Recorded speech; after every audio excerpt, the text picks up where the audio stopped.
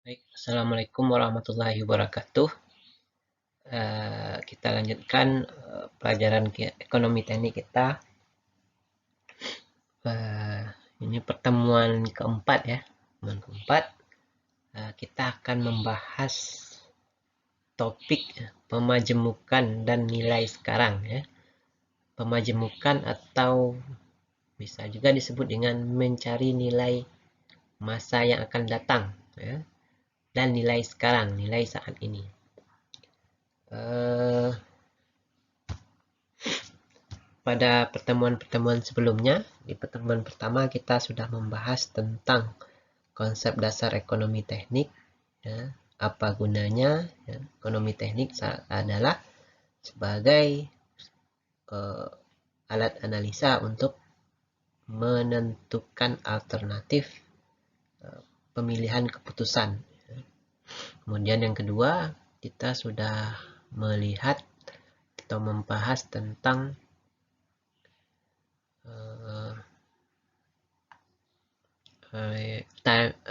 nilai uang dari waktu ya, nilai uang dari waktu. Jadi uang itu pada saat ini itu jumlahnya atau nilainya itu tidak akan sama dengan uang pada beberapa tahun atau beberapa periode selanjutnya. Nah, beberapa faktor sudah kita bahas. Yang ketiga, kita juga sudah melihat atau membuat ya, semacam cash flow atau aliran kas dan juga mencoba menggunakan tabel bunga ya. Nah, sekarang kita akan membahas tentang pemajemukan dan nilai sekarang.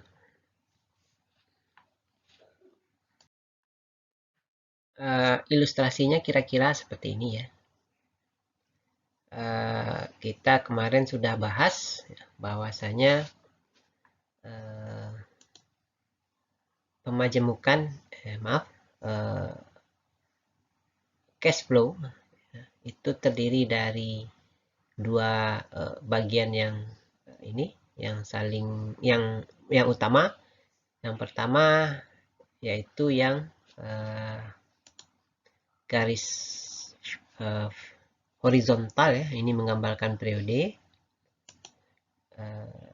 Kemudian ada garis vertikal, ini yang menggambarkan yang diwakili oleh arah panah ya. Jadi kalau arah panahnya ke atas itu menandakan bahwasanya ada aliran kas masuk ya. Sementara kalau arah panahnya ke bawah itu aliran kas keluar ya.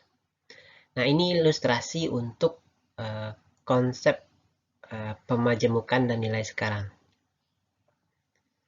Ya, ini arah panah ini sebenarnya bisa saja nanti berbeda ya, berbeda arah. Misalnya di P ini arah panahnya ke bawah seperti ini, kemudian di F arah panahnya ke atas. Nah, artinya apa? Ini contoh ini yang arah panah ke bawah, ini uang keluar ya. Misalkan saya menabung ya, menabung sekian juta ya, taruhlah misalnya 1 ya, 1 juta, 1 juta. Nanti pada tahun atau periode KN ya, berapa uang yang akan saya terima ya. Nah, ini kan uang yang terima berarti kas masuk ya. Nah, ini contoh kalau di tahun awal dia menabung, tahun akhir di akhir periode dia mendapatkan. Atau sebaliknya, ketika saya di awal periode itu meminjam ya, meminjam berarti kas masuk. Nah, di akhir periode itu berapa mesti saya bayar. Prinsipnya sama ya, prinsipnya sama. Kemudian seperti yang kita ingat sebelumnya, ini dia harus dimulai dari 0 ya, terakhir dari N. Dan ini periode biasanya tahunan. Nah, P ini menggambarkan saat ini. Kalau bahasa Inggrisnya present ya, present.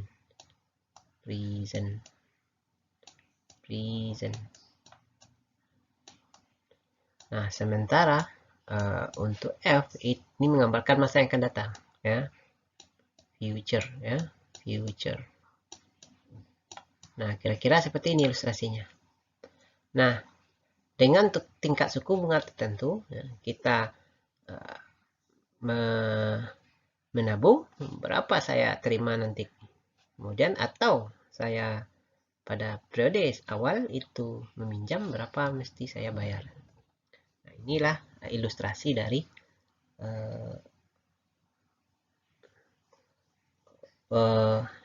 apa tadi? Pemajemukan dan nilai sekarang. Oke. Nah, ini sudah kita bahas sebelumnya ya. Nilai masa depan dan nilai sekarang ya. Nilai masa depan ini dilambangkan dengan F ya. Ini kita sudah bahas rumusnya di pertemuan sebelumnya. F itu sama dengan P dikali 1 tambah I. I ini suku bunga. Pangkat N periode. Nah, yang di warna merah ini disebut juga faktor pemajemukan pembayaran tunggal atau Single Payment Compound Amount Factor, SPCAF. Kemarin nih salah, ini T kemarin tertulis ya. Nah, kalau kita buatkan dengan pendekatan tabel bunga, jadi mencari F itu sama dengan nilai P dicari di tabel yang lambangnya F per P dengan tingkat suku bunga dan N tertentu. Nah, kebalikannya, mencari nilai P itu sama dengan F dikali, jadi yang ini, rumus ini, ya. Jadi kalau P ini, nilai ini kita larikan ke depan, larikan ke sini, maka dia akan jadi 1/. Makanya di sini P menjadi F kali 1/n. Nah, faktor 1/1 tambah I pangkat N ini disebut juga faktor nilai sekarang. Faktor nilai sekarang pembayaran tunggal atau Single Payment Present Worth Factor, SPPWF ya. PPWF. Nah, ya rumusnya. Nah, kalau kita lihat di tabel bunga, kita lihat saja yang ini. Ya. P per F dengan nilai bunga tertentu dan periode tertentu. Seperti yang disampaikan sebelumnya, kuncinya hanyalah ini. Kalau F per P, lihat aja yang di atas F. Berarti kita akan mencari nilai F. Ya. P per F. Jadi lihat aja pembilangnya ya. Pembilangnya dilihat. Ya. Oke, ini nilai masa depan dan sekarang. Nah, baik. Ini contoh ya. Contoh sederhana bagaimana menghitung nilai F ataupun P ya. Ini contoh. Seandainya saat anak saya lahir, saya menabung 10 juta. Berapa isi saldo saya saat anak saya masuk sekolah dasar? Ya. Jadi kalau kita tahap pertama ya, kita gambarkan dulu cash flow-nya. Ya. Periodenya berarti 0 pada saat lahir. Kemudian saat masuk sekolah dasar, ini sekitar umur 7 tahun ya. 7 tahun. Oke, menabung 10 juta. Menabung berarti ada aliran kas keluar. Berarti aliran kas keluar berarti panahnya ke bawah.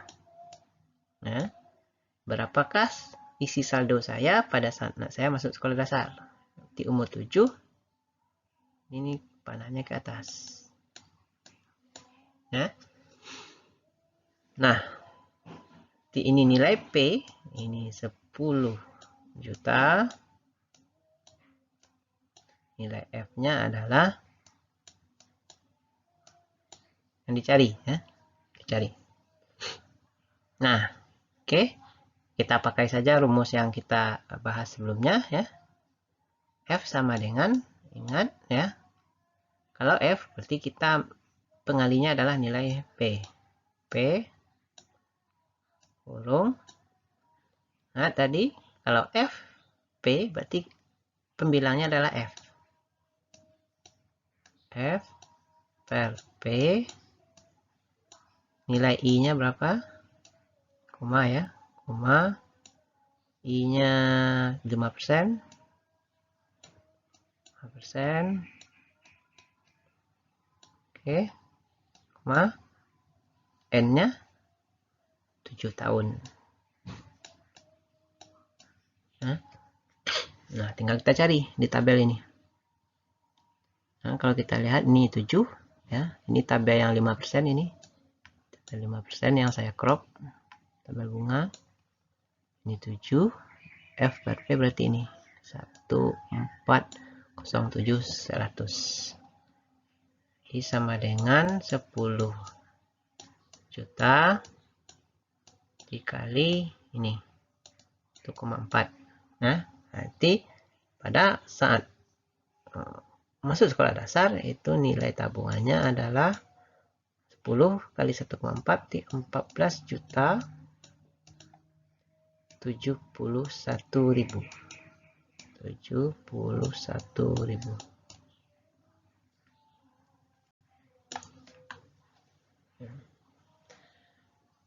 Oke, ini contoh pertama. Ini masih sederhana. Kita coba contoh kedua. Ya, contoh kedua. Ini saat lahir nabungnya 10 juta. Saat masuk TK atau umur 6 tahun nabung lagi 5 juta. Nah, saat SD berapa nilai tabungannya? Kita gambarkan lagi yang cash flow-nya. Jadi memang tahap pertama itu gambar cash flow biar jelas ya. Ini umur 0 ya. Umur 6 7 ya. Oke. Ini nabung, berarti nabung duit keluar 10 juta. Umur 6 itu nabung lagi 5 juta. Ya, tik panahnya ke bawah lagi. 5 juta. Nah, jadi saldonya pada saat umur 7 berapa? Nanti yang dicari adalah nilai F. Nah, ini agak lebih kompleks dari yang contoh pertama. Ya. Yang pertama, yang kita karena ini ada 2 berarti ada 2 ya, 2. Berarti ini sama dengan ya nilai F yang pertama dari yang cash flow tahun awal ya. Ya, berarti sama ya dengan tadi P dikali F per P, 5%,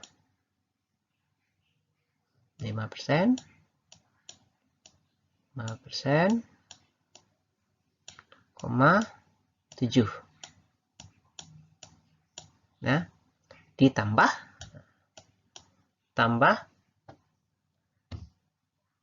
ini yang kedua, ini yang periode ke-6 5 juta ya. P F per P, 5%. Nah, ini yang mesti hati-hati adalah tahunnya. 6 ke 7 itu 1. Ya, ini 7. Ini 1. Berarti ini ya 1. Ini P per F ya. Yang ini nah, ini nilainya adalah 10 juta dikali dengan yang tadi sama ya. Ini 1 berapa sih? 1407 100 ya. Ini nilainya berapa tuh tadi? 14 juta 71.000. Ditambah nah, yang P yang kedua ini 5 juta, berarti 5 dikali dengan F per P 1, ini 1 ini. Ya. 5 kali 1,05 ya. 5 dikali 1,05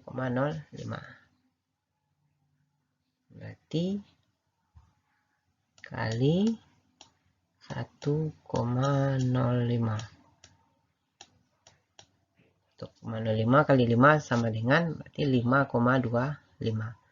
5,25 tambah 14,71 juta. Ya, 5,05 berarti 25 ini 19, 25 2,321. Oke, ini contoh kedua ya. 19.321.000. Oke. Kemudian yang kita coba lagi contoh yang lebih susah. Nih, ya.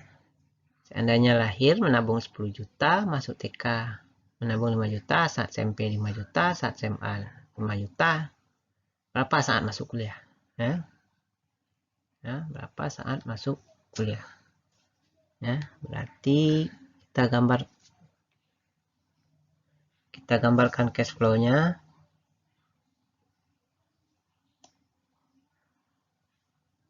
Ya. 0.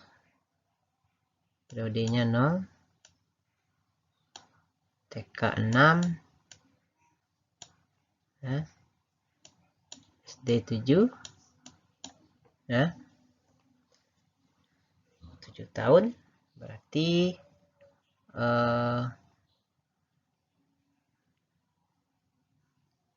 ya, saat masuk SMP berarti kalau di SD 6 tahun ya, berarti umur berapa tuh? 7, 8, 9, 10, 11, 12. Di umur 13 ya, umur 13. Ini masuk SMP. Kemudian masuk SMA umur 13. Masuk SD, SMP, masuk SMA umur 13 tambah 3 umur 16 ya. 16. Berarti masuk kuliah berarti umur 19. 19.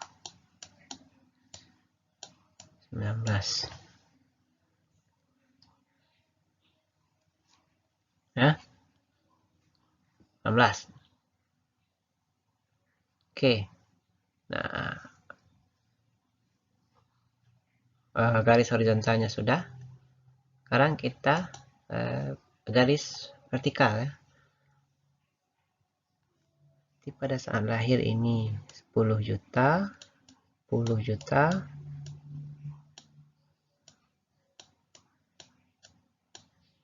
Pada saat TK 5.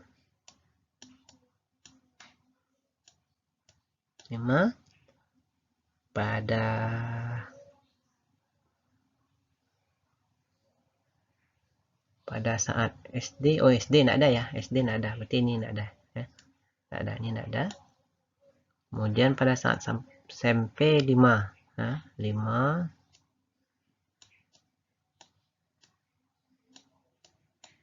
juta ya. SMA 5.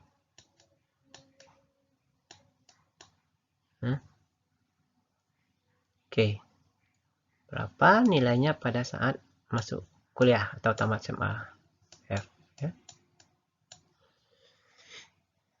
Oke, nah ini cash flow-nya agak lebih banyak ya. Jadi yang pertama kita cari yang ini ya. Yang awal ini ya. F sama dengan F P dikali F per P koma I-nya adalah 5%, 5%. N-nya ini 19 ya, 19. ditambah ya ini ya yang 5 juta ya, berarti saat tambah P F per P, 5%, 19 kurang 6 13 ya, ini 13 tambah ya, yang ini ya, berarti ini periodenya 13 kurang 19 6, ininya sama, ini sama ya, sama, tambah lagi yang ini yang 16 sama, ini periodenya 3, dia membedakan periode. Oke, nanti kita masukkan angkanya. P pada saat 0 itu adalah 10 juta dikali dengan yang 19, yang ini. Nih. 19 kali 2,526950 tambah 5 dikali dengan yang periode ke-13 yang ini. Ditambah 5 kali yang 6 ini, tambah 5 kali yang ini. Nah, inilah nilai uang pada umur 19. Oke. Nah, saya kira tidak terlalu susah ya. Tinggal kita carikan nilai F-nya. Silakan nanti dicari berapa hasilnya ya. Nah, selanjutnya kita contoh keempat. Nah, ini agak lebih susah ini ya. Ini periode ke-0 nabung 5 juta, periode ke-4 3 juta, 7 10 juta, periode ke-9 dia ngambil 10 juta, ini nabung lagi, dan periode ke-15 berapa ya. Berapa nilai F? Di F sama dengan ya,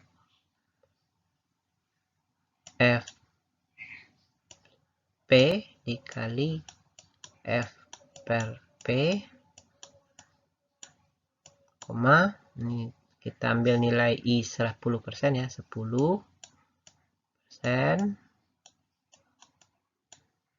koma, 5, ini 15, tambah ya, P F per P kali 10%, koma, ini 4 ke 15 ya, 15 dikurangkan 4 sama dengan 11 ya, tambah ya, P kali F per P, F per P 10%, ma, ini 7, 15 kurang 7 berarti 8. Oke. Dikurang, nah, karena ini ke atas berarti jadi pengurang. Ya, 10 ya, F per P,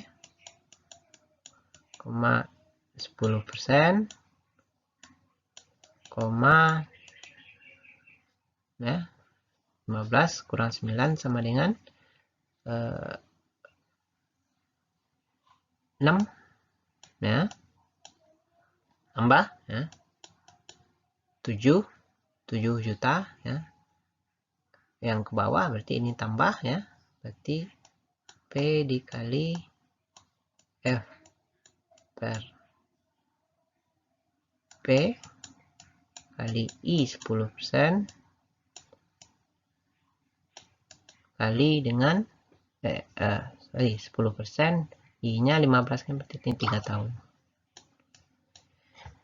Oke, nanti tinggal kita masukkan angkanya ya. Nanti ini 15 yang ini ya. Berarti sama dengan 5 juta dikali dengan yang 15 tahun, berarti ini FRP ya, ini. Nah, ini ya. Kalikan 5 kali 5 kali ini ya. Kemudian ditambah ya ini ya. Berarti ini untuk yang 3 juta apanya 11, berarti yang 11 yang ini. Nah, berarti 3 juta dikali 2,853117 ditambah P per F yang 8, berarti 10 juta dikali dengan yang 8 ini.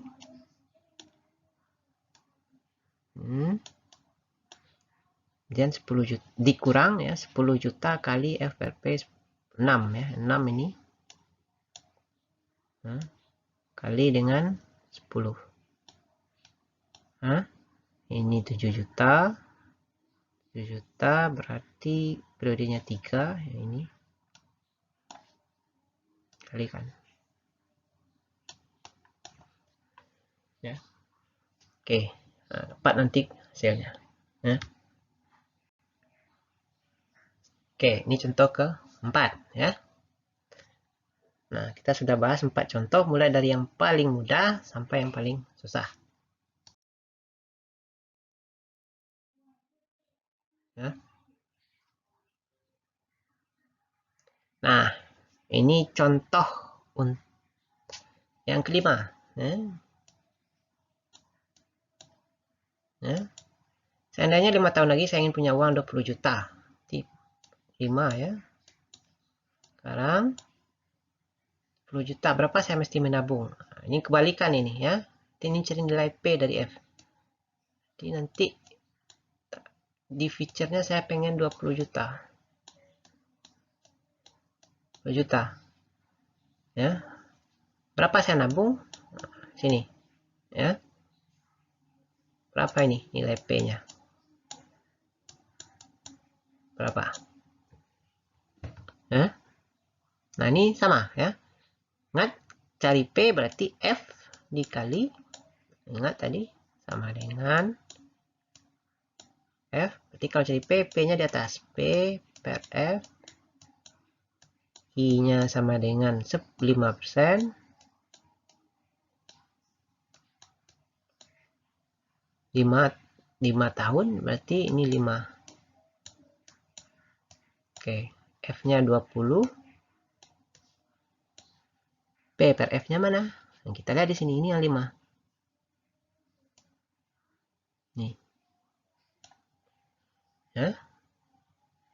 Sama dengan 20 kali 0,783526 ya.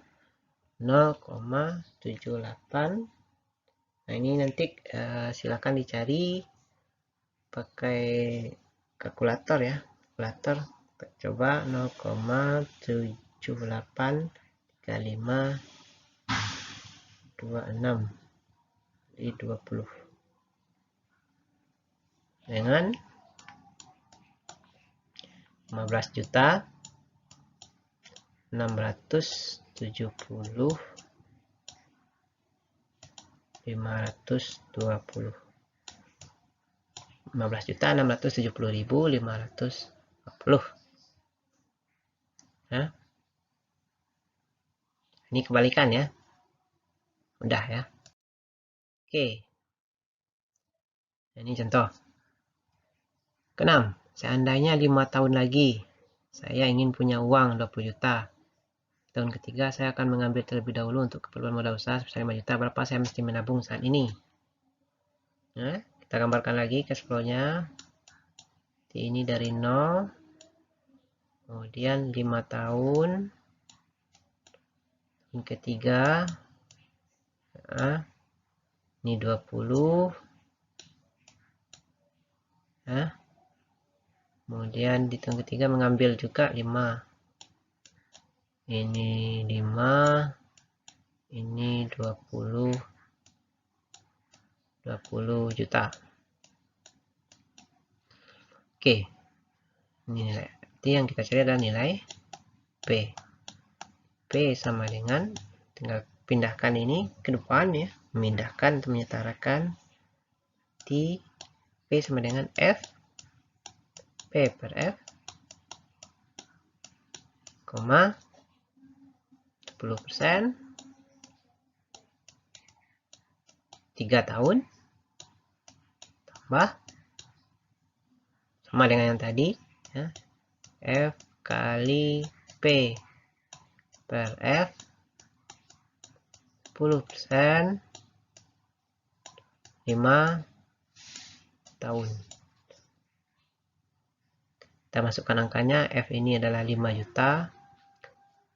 Kita lihat di sini yang 3 P per F ini ya. Yang 5 ini ya. Di 5 dikali ini tambah 20 kali ini. Ya. Silakan dicari ya. Silakan dicari berapa hasilnya. Ya. Oke, selanjutnya adalah contoh ke-7 ya, contoh ke-7. Ini mencari nilai P. Ya, P sama dengan ya, 4 7 9 12 15. Jadi soalnya sudah dalam bentuk cash flow ya. Cash flow. Ini lebih mudah ya. Jadi ini sama dengan F dikali, kita cari nilai P ya, F dikali P-nya di atas P per F, koma 10% ya, 10%, nah, koma 4 tahun, 4 tahun, tambah nah ini lagi yang 7 F P per F, koma 10%, 7 tahun. Oke, ini dikurang berarti kurang, kenapa nanya ke atas ya, kurang F P per F 10%, ini adalah 9 tahun. Oke, tambah ini lagi, ini 12 berarti F P per F koma 10%,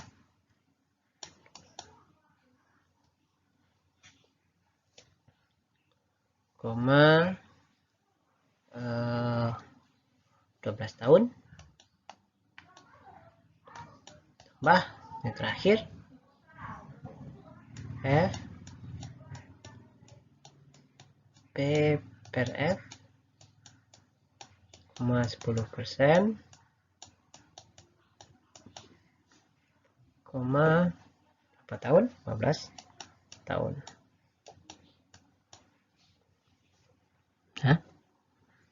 Oke, nah kita lihat nanti di tabel bunga, berarti ini F yang pertama ini 3 juta ya, 3 juta ini dikali dengan yang 4 periode P per F, berarti ini 3 juta kali 068 ini ya, kemudian ini yang ini yang 10 juta dikali dengan periode ke-7, berarti ini ya, 10 juta tambah ini, kalikan dulu, kurangkan dengan ini 10 juta dikali ya ini ya, 10 juta periode 9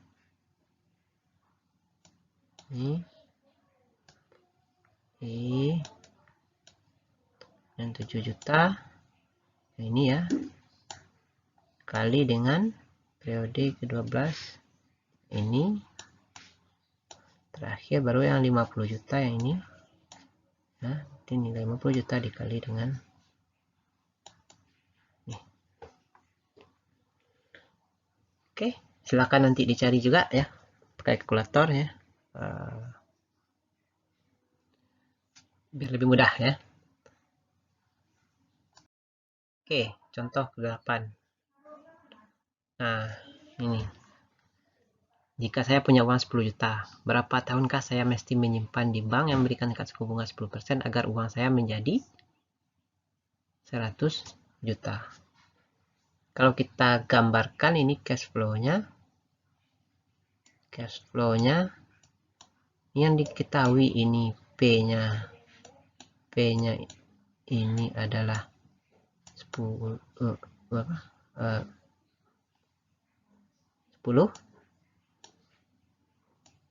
F-nya 100. Sekarang ya, yang tidak diketahui adalah N-nya. Nah, N-nya yang dicari. Nah, kita balik ke rumus awal ya. Ini nah, rumus awal F-nya ini 100 ya, 100 ya, sama dengan P-nya 10. 1 tambah 10% berarti 0,1 pangkat dengan N